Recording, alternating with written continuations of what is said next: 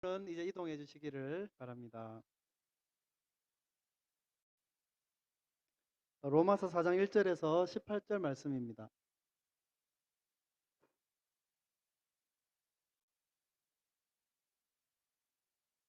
로마서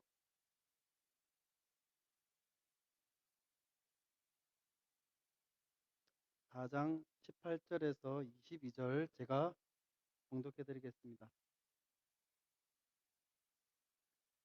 아브라함이 바랄 수 없는 중에 바라고 믿었으니 이는 네 후손이 이같으리라 하신 말씀대로 많은 민족의 조상이 되게 하려 하심이라. 그가 백세나 되어 자기 몸이 죽은 것 같고 사라의 태가 죽은 것 같음을 알고도 믿음이 약하여지지 아니하고 믿음이 없어 하나님의 약속을 의심하지 않고 믿음으로 견고하여져서 하나님께 영광을 돌리며 약속하신 그것을 또한 능히 이루실 줄을 확신하였으니 그러므로 그것이 그에게 의로 여겨졌느니라. 아멘. 바랄 수 없는 중에도 바라게 하시는 하나님. 우리 모든 믿음과 그 믿음에 따르는 행위는 하나님께서 우리를 부르시고 일으키신 믿음을 일으키신 결과라는 것을 지난 시간에 함께 나눴습니다. 이제 오늘은 이 아브라함이라고 하는 인물의 믿음에 대해서 깊이 함께 생각을 해보려고 그럽니다. 교회 다니시는 분들 아브라함 너무나 많이 듣죠. 아브라함은 믿음의 거장이라고 말할 수 있습니다. 신앙인으로서는 좋은 이 믿음의 모범입니다.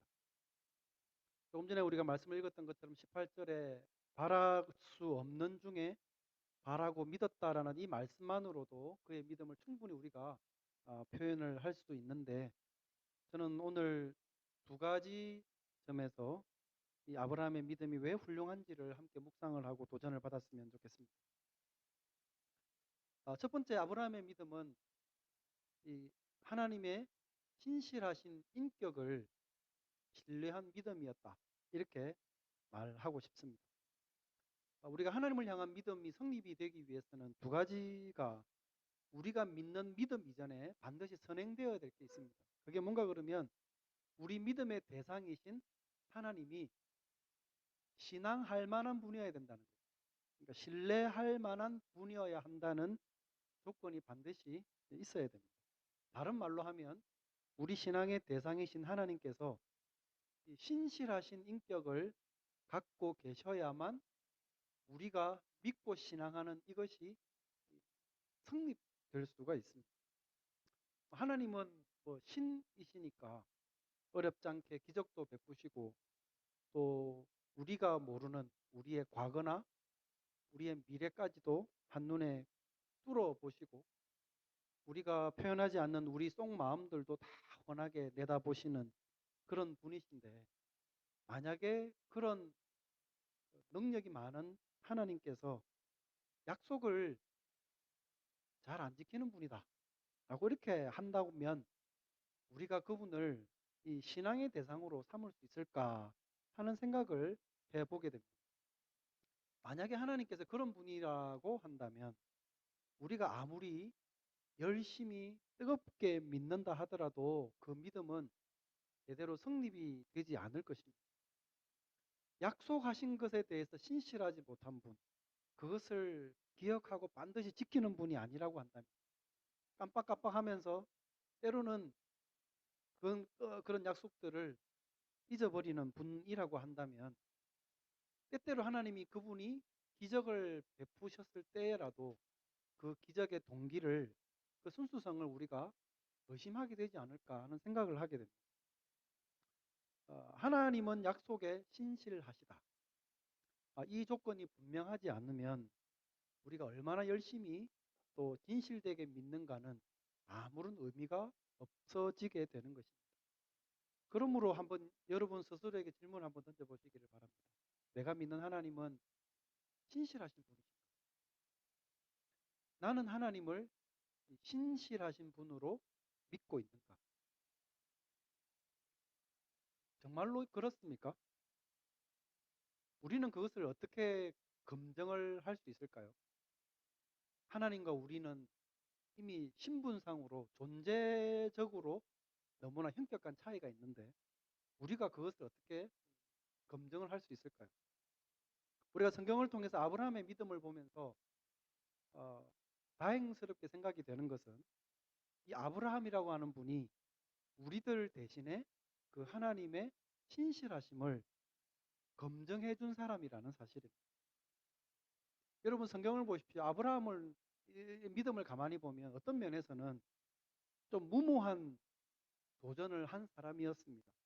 자기에게 나타나셔서 축복을 약속하시고 그리고 약속하신 땅으로 가라고 말씀을 하신 그 하나님이 그 말을 따라서 떠났을 때 정말로 그 하신 말씀을 지키는 분이신지 아브라함이 어떻게 검증을 할 수 있었겠습니까? 원래 우리는 뭔가 확인이 되고 검증이 되어야 믿고 따르지 않습니까? 근데 검증이 되지 않은 상태에서 아브라함은 따라갔습니다. 그 하나님의 약속을 검증하는 방법이 무엇일까요? 그가 약속을 믿고 정말로 그 말씀대로 집을 떠나서 가나안 땅을 향해 나아가기까지는 하나님의 신실하심을 결코 검증할 길이 없습니다. 그러니까 검증하고 떠났어야 되는데 검증하지 않고 믿음으로 가면서 검증을 해야 되는 과제가 아브라함에게 남아 있었던 겁니다. 많은 약속들을 아브라함에게 하나님이 하셨습니다. 근데 그 약속은 그가 집을 떠나야만 이루어지는지 이루어지지 않는지를 확인할 수 있는 것들. 그런데 이 아브라함이라고 하는 인물이 바로 그것을 했던 것이죠. 말씀을 쫓아서 떠나감으로써 그 약속을 확인하기로 결정한 것입니다. 그리고 하나님께서는 그 약속을 하나하나 이루어 주심으로써 당신은 정말로 약속에 신실하시다라는 사실을 아브라함에게 입증해 보이셨습니다. 자녀를 준다는 약속을 하셨었는데 처음 약속을 하셨을 때보다 지난주에 말씀을 나눴죠. 그보다 한참 뒤에 훨씬 더 시간이 지나서 도저히 불가능하다고 여겨질 때 하나님께서는 정말로 자신과 사라 사이에서 아들이 나게 하셨습니다. 그 아들이 태어났고 이쁘게 자라고 있는데 어느 날 하나님이 그 아들을 제물로 바치랍니다. 귀가 의심이 되는 명령을 하나님이 하시길래 힘들었겠죠. 고통 중에도 어렵게 그 말씀에 순종하려고 했더니 이미 하나님께서는 거기다가 그리 멀지 않은 곳에 아들 이삭을 대신할 제물 염소를 준비해 놓고 계셨습니다. 이 일들을 아브라함이 겪고 보니까 깨닫게 되어지는 게 있습니다. 아, 하나님은 사람을 제물로 받으시는 분이 아니시구나 라는 것을 겪고 나니까 확인을 하게 되었습니다. 하나님은 본성상 그런 말도 안 되는 요구를 하실 분이 아니라는 것을 이 말도 안 되는 일을 겪고 나서 아브라함은 알게 되었습니다. 그리고 나서 아들을 바치라고 하는 이 명령은 단지 자기의 믿음을 하나님이 시험해 보시기 위해서 하신 것이라는 것도 그제서야 알게 된 것입니다. 그러니까 만약에 아브라함이 이러한 하나님의 본성을 조금 미리 알았다고 한다면 아마도 아들을 바치라는 명령을 하나님이 하셨을 때 좀 더 여유롭게 대처하지 않았을까 하는 생각을 저는 해보게 됩니다. 하나님이 나타나셔가지고 야, 이 아들 바쳐라. 아들요, 이삭요? 그래. 넵 하고 가가지고는 아들을 바치려고. 하나님의 본성은 사람을 제물로 요구하시는 법이 없는 분이라는 것을 알게 된다면 그 명령은 사실은 어려운 명령이 아니라는 것을 알게 되는 거죠. 어쩌면 이런 방식으로 우리는 아브라함처럼 믿음의 여정을 떠나감으로써 하나하나 그 과정 가운데 당신의 신실하심을 확인해 가고 발견해 가는 여정이 어쩌면 우리의 신앙의 삶이 아닌가 하는 생각을 하게 되어집니다. 문제는 우리가 그 하나님의 신실하심을 믿느냐라는 겁니다. 하나님은 신실하시다라는 사실을 믿는다라고 하는 것은 우리가 가지고 있는 이 믿음이 하나님이 갖고 계신 당신의 인격과 절대로 분리될 수 없다는 것을 뜻합니다. 예수님을 믿는 것도 마찬가지입니다. 우리가 여러분 예수님을 믿는다라고 할 때 뭘 믿는다는 것을 여러분은 뜻하면서 그런 말씀을 하십니까? 당연히 우리를 위해 죽으셨다는 걸 믿으시죠. 그리고 그 죽음은 우리의 죄를 위한 것이라는 것도 믿습니다. 주님이 죽음에서 부활하셨다는 사실도 믿습니다. 그리고 그 부활은 그분을 믿는 자들에게도 부활을 의미한다는 것도 우리는 믿습니다. 성경이 말씀하는 것들 우리는 믿습니다. 예수님이 살아계셨을 때 많은 기적을 행하셨다는 것을 우리는 믿습니다. 그분이 말씀하신 많은 가르침들이 진리라는 것도 우리는 믿습니다. 그런데 이러한 믿음들이 하나님은 그리고 예수님은 신실하신 분이시다. 신실하시다라고 하는 이 사실과 별개로 분리해서 믿을 수 있는 거냐는 겁니다. 나는 예수님을 믿고 예수님이 이루신 대속을 믿고 그래서 내가 구원받는 것을 믿어. 그런데 하나님이 정말 신실하신 인격의 존재라는 거에 대해서는 예를 들어 난 잘 모르겠어 라고 할 수 있겠느냐는 겁니다. 뭐 이걸 믿으면 저것도 믿는다는 말이지 라고 생각을 하실 수도 있겠습니다만 예를 들어서 제가 한번 이야기를 해보겠습니다. 우리는 이야기를 하다가 누군가의 이야기를 듣거나 누군가의 경험을 쭉 듣다가 저 말을 내가 믿어야 할지 말아야 할지를 결정해야 될 때가 있죠. 너무 허무맹랑한 말들을 누군가가 하고 있는데 저 말은 내가 좀 믿기 어렵다라고 생각이 될 때도 있고 또 어떤 경우는 들어보니까 가능성은 매우 희박해 보이지만 그래도 너무 전혀 불가능한 것은 아니기 때문에 내가 믿어보겠어 라고 결정을 하는 경우도 있습니다. 방금 말씀드린 이런 것도 우리가 보통 믿음이라고 말하는 범주에 속하는 것들입니다. 그런데 이런 믿음은 여러분 생각해 보십시오. 이런 믿음에 대해서는 나의 헌신이나 나의 인격적인 의존을 요구하지는 않습니다. 그것을 믿는 데 있어서 그 내용과 내 자신의 인격이 뭔가 교류를 하거나 교감을 할 필요가 없고 또 그것을 믿는 문제에 있어서 나의 신경과 에너지를 굳이 쏟을 필요가 없죠.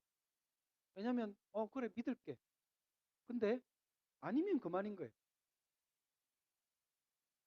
그것에 대해서 내가 나의 의지나 내 감정이나 심지어는 헌신이나 나의 인격을 뭔가 쏟아서 그것에 더할 아무런 이유가 없는 것입니다. 왜 이런 말씀을 드리는가 그러면 어쩌면 이런 방식의 믿음이 우리가 하나님을 신앙하는 데 있어서도 사용되는 경우가 없지 않아 있다고 보여지기 때문에 그렇습니다. 당신 하나님 믿습니까? 예수님 믿습니까? 네. 왜 믿습니까? 믿어서 나쁠 건 없잖아요. 믿으면 천국 간다는데. 그런데 하나님과 인격적인 교제를 한다거나 하나님의 뜻을 따르는데 진심을 다하는 태도에는 관심이 별로 없습니다. 오히려 그런 것에 너무 심취하면 흔히들 바깥에서 말하는 이 광신에 빠질 위험이 있기 때문에 오히려 그런 모습들은 경계하고 적절한 간격을 유지하면서 교회 생활을 하는 게 그게 더 건강하고 건전한 신앙생활이라고 생각하는 사람들도 있는 듯 합니다. 적어도 말이나 생각으로는 그렇게 하지 않을지라도 실천적으로는 그렇게 하는 사람들이 있습니다. 이런 것을 가리켜 뭐 종교 생활이나 교회 생활이라 할 수는 있겠으나 신앙 생활이라 말할 수는 없을 겁니다. 만약에 이것을 가리켜서 신앙 생활이라고 이야기를 한다면 그것은 살아계신 신실하신 하나님의 인격을 모독하는 행위입니다. 우리가 여호와 신앙, 기독교 신앙이라고 이렇게 이야기를 할 때는 하나님께서 철저한 신실하심 가운데 계시는 그 인격 그리고 그것에 대한 믿음과 절대로 분리될 수 없는 것입니다. 다시 말씀을 드려서 우리가 신앙인이라 이야기를 할 때는 우리가 신실하신 하나님과 개인적이고 인격적인 관계에 있다는 것을 의미하는 것입니다. 하나님께서 신실한 인격을 갖고 계신 분이라는 것을 믿지 않거나 하나님과 그 인격적인 교제를 하는 것에 별로 관심이 없거나 하나님의 명령과 가르침을 따르는 것에 별로 관심을 두지 않는 사람이라고 한다면 엄밀한 의미에서 그 사람은 신앙인이라 이렇게 이야기를 할 수 없습니다. 아무리 정기적으로 예배에 참석하고 봉사도 하고 헌금도 한다 하더라도 말입니다. 요술램프의 신기함을 발견한 알라딘은 필요할 때마다 요술램프를 문지릅니다. 그리고 자기에게 필요한 것들을 거기에 요구를 합니다. 그러나 지니와 알라딘이 인격적인 교감을 할 필요는 없습니다. 문지르며 나타나고 원하는 것을 가져다 주기 때문에 어쩌면 그런 방식으로 우리가 하나님을 대하지는 않느냐는 겁니다. 그래서 저는 아브라함의 믿음이 참으로 귀하다고 생각합니다. 아브라함은 하나님께서 거짓말을 하실 수 없는 분이라는 사실을 믿었습니다. 앞에서 말씀을 드린 것처럼 사실은 하나님의 부르심을 받았을 때 자기 스스로 검증을 할 수도 없었던 그 시점에서 먼저 믿고 따라갔습니다. 그리고 하나님은 그 믿음에 신실하심으로 응답하셨습니다. 이 두 가지가 합해져서 믿음이라고 하는 게 성립이 될 수 있는 것입니다. 훗날 바울 사도는 사랑하는 동역자인 디도에게 편지를 보내면서 이렇게 이 점을 분명히 했습니다. 우리가 갖고 있는 믿음은 거짓이 없으신 하나님을 향한 것. 하나님의 신실하심은 바로 그분을 믿는 아브라함의 믿음에 있어서 가장 근간이 되는 것이었습니다. 만약에 하나님께서 신실하시지 않다고 한다면 아브라함에게 하신 약속도 무의미했을 것이고 그것을 믿은 아브라함의 인생은 정말 헛된 인생을 살아간 것이고 그것은 하나님을 믿는 예수님을 믿는 모든 믿음의 사람들에게도 마찬가지입니다. 아브라함은 하나님이 언제나 신실하시다라고 하는 이 확신 위에 행동하려고 했습니다. 하나님의 약속을 듣고 본토 친척 아비 집을 떠나기로 결단하는 그 순간부터 그 나머지 그가 걸어갔던 모든 삶의 여정에서 그는 하나님의 신실하심을 믿었습니다. 그리고 그것을 그는 삶으로 행동으로 보여주었습니다. 여러분, 우리가 우리 스스로를 가리켜 신앙인이라 자처하기 위해서는 바로 이것을 믿어야 합니다. 하나님이 신실하시다면 하나님과 인격적 교제를 가지는 것에 관심을 두지 않을 수 있겠습니까? 디모데에게 바울 사도가 이렇게 썼습니다. 디모데서 2장 13절에 보면 우리는 미쁨이 없을지라도 주는 항상 미쁘시니 자기를 부인하실 수 없으시리라. 여러분, 이게 바로 하나님의 본성입니다. 이것이 부인되면 하나님의 존재 자체를 부인하는 것과 똑같습니다. 우리가 하나님을 믿고 예수님을 믿는다는 것은 이것을 믿는 것입니다.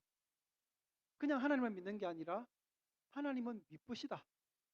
신실하신 분이시고 반드시 약속하신 것을 지키는 인격의 하나님이시다. 라는 그것을 믿는 것입니다. 그러므로 여러분, 우리가 하나님 앞에 예배를 드리면서 지금 내가 하나님과 인격적인 교제를 사귐을 하고 있는가를 돌아봐야 됩니다. 뭐 이렇게 말한다고 해서 뭔가 거창한 것을 말씀을 드리는 게 아닙니다. 하나님의 말씀을 여러분은 듣고자 하십니까? 삶 가운데서 그 말씀을 듣고자 하시느냐는 겁니다. 그 말씀에 귀를 기울이시느냐는 겁니다. 그리고 들리는 말씀을 기록된 그 말씀을 따라 살고자 하는 의지가 여러분 속에 있으십니까?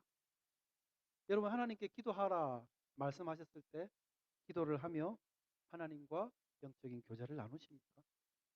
좋을 때나 나쁠 때나 하나님은 신실하시다라는 이 사실을 인정하며 살아가십니까?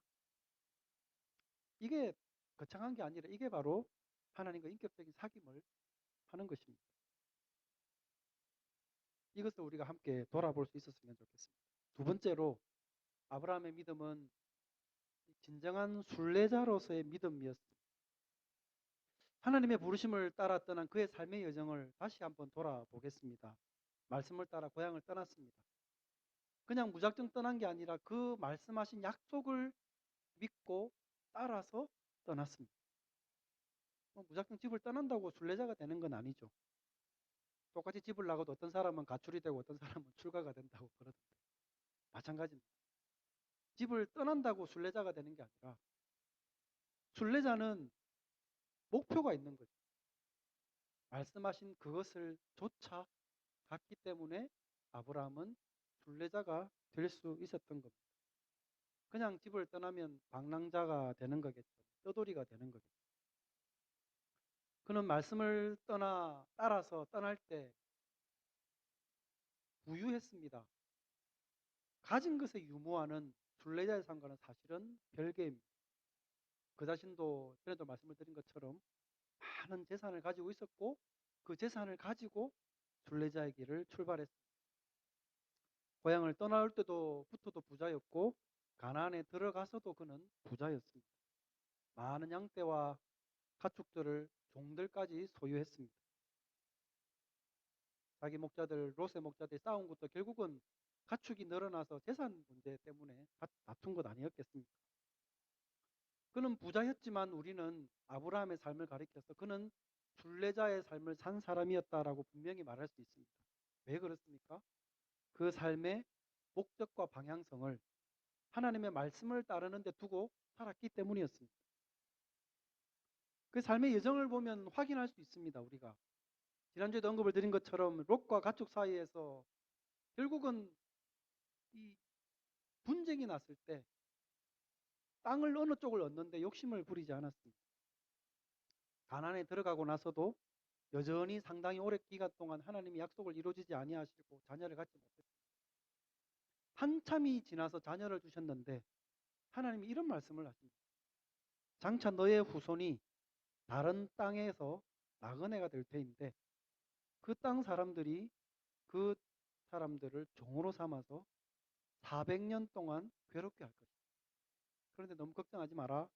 내가 그 나라를 심판하고 내 백성들이 다시 그 땅에서 돌아오게끔 할 것이다. 라는 말씀을 하나님이 아브라함에게 하셨습니다. 약속을 따라왔더니 이제는 뭔가 그 결실을 봐야 되는데 또 다른 약속을 하나님이 주십니다. 근데 그 약속이라는 게 축복의 말씀만이 아니라 자기 후손을 약속해 놓고는 그 후손이 400년 동안 다른 나라에서 종살이 하겠답니다. 이게 무슨 축복입니까? 종살이 하겠다는 말씀을 해놓고는 너무 걱정하지 마. 400년 지나서 내가 다시 걔들을 데리고 나올 거야.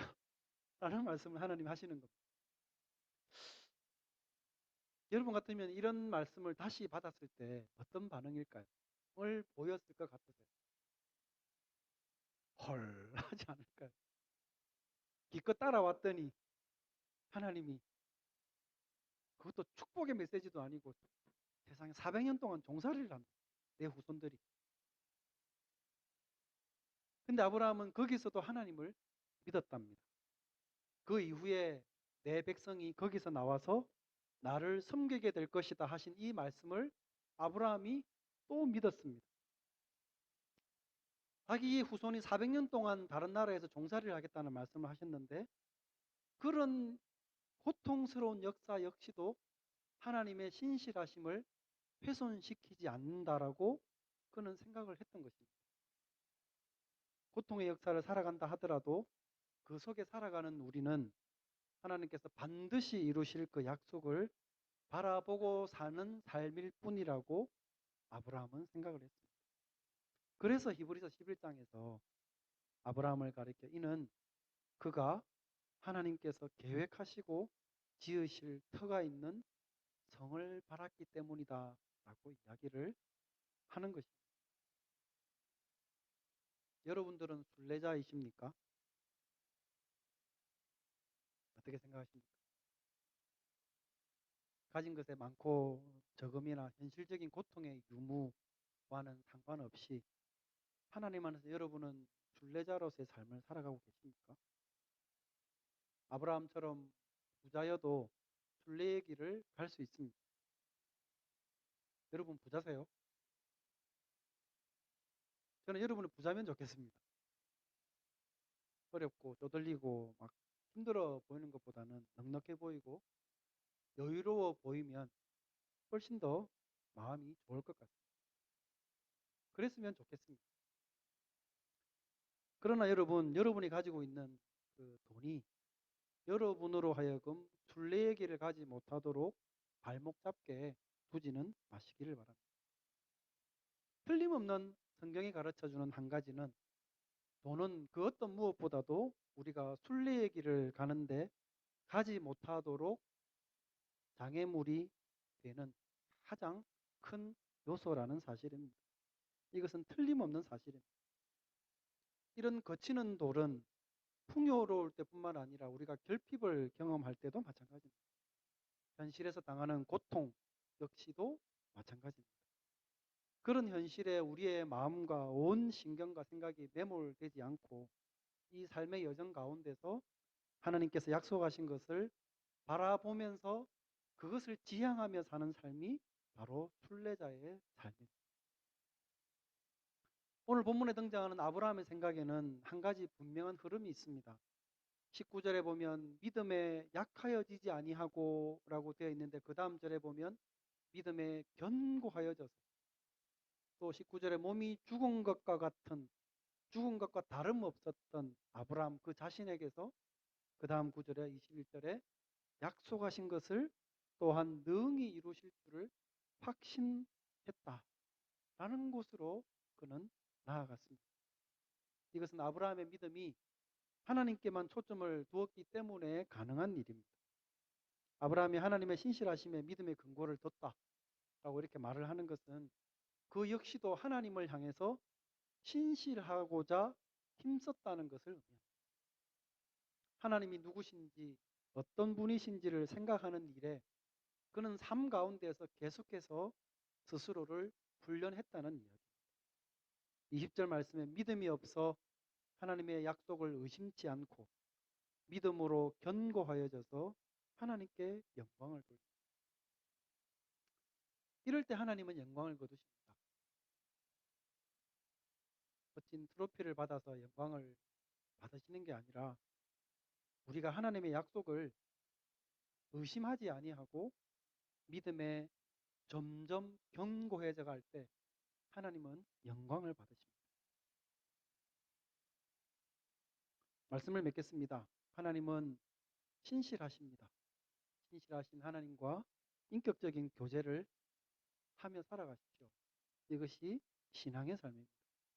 우리가 순례자로 하나님께 부르심을 받았다는 사실도 기억하십시오. 하나님의 성품을 묵상하고 그분께 마음을 두고 그분의 약속을 바라고 살아가는 삶이 순례자의 삶입니다. 그리고 그 속에서 믿음이 견고해져 갈 때 하나님은 영광을 받으십니다. 이런 믿음의 은혜가 우리 모든 성도님들께 있으시기를 주님의 이름으로 축원드립니다. 기도하겠습니다. 걸어가신 하나님 아버지 은혜를 감사합니다.